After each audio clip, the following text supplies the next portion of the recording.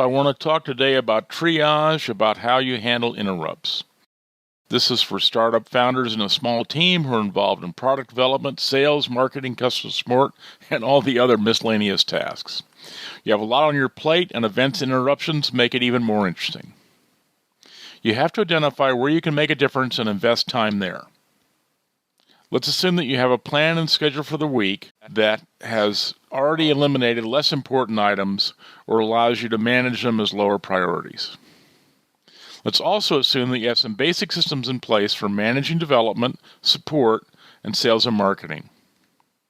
This would be a regular meeting a week in each of these areas, with an agenda that attendees can add to or comment on to make the meeting more productive. And you may have some dashboards for each area to track key performance indicators or other data relevant to the decisions you might make in the meeting.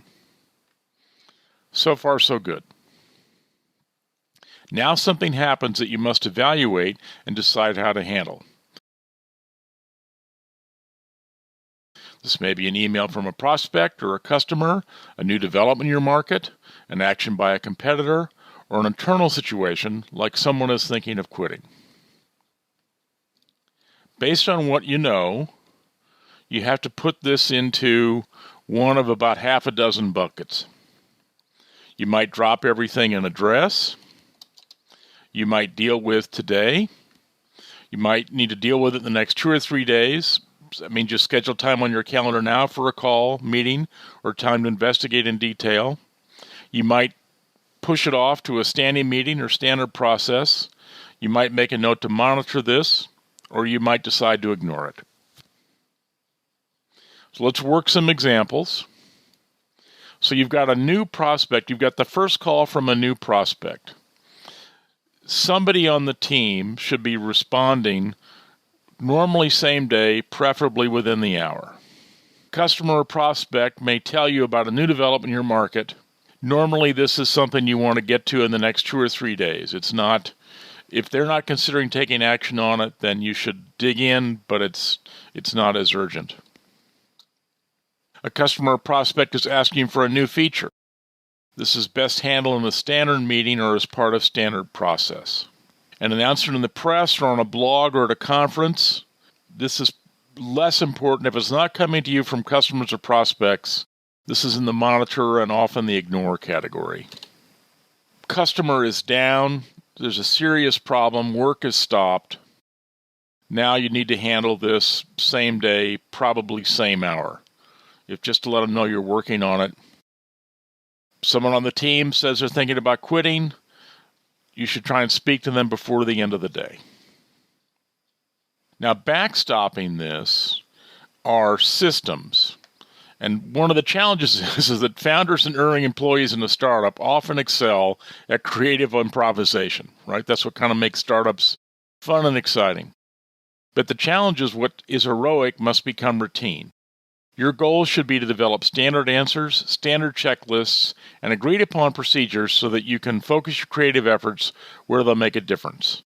Unless the customer or prospect has a complex or novel request where a creative solution is going to have a significant impact, you should err on the side of a standard operating procedure. That's what we've put in this chart. It's also a good idea to have regular communication. This may be weekly team meetings, weekly one-on-ones, some kind of monthly operations review, probably a weekly pipeline review for your sales process, perhaps a daily stand-up, monthly or quarterly account reviews with each customer, and a quarterly strategic objectives review to keep the founders and the early employees on the same page. There's another category of system that you need to set up, and these are tripwires. Tripwire schedules a review point and allows you to react when something doesn't happen. So unlike an interrupt, like an inbound request or other interrupt, Tripwire is designed to prevent silent failure or lack of follow-through. These should normally be set by any action that was important enough where you dropped everything, you needed to make a same-day response, you need to get back in the next 2 or 3 days. So any of your important actions, you should set a tripwire for when you're waiting to hear back. This is also true for most communications with prospects and any with customers about problems. You don't want any of that falling through the cracks. Let me give you 3 examples. You send an email response to a prospect or a customer.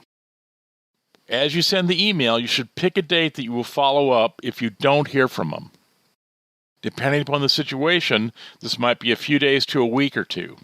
If you suggested an action on their part or you're waiting for more information from them, it's okay to include that date in your email. A customer has a serious problem. You should agree with them when you will speak again, or text or email, even if there's been no progress on your side. For example, a daily status call, even if there's no progress, is often useful just so they don't feel you haven't forgot about them. We've talked about standard systems and procedures as a foundation for handling interrupts and the value in setting tripwires to make sure important situations don't languish. Thanks very much.